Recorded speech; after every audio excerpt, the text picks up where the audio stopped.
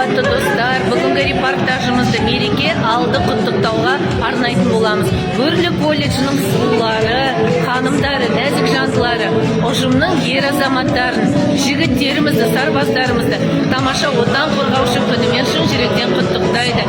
Еліміз аман, заманымыз тыныш болсын, азаматтарымыздың денсаулығын тілейміз. Мереке құтты болсын. Бөрлі колледжі баршаңызды мерекемен құттықтайды.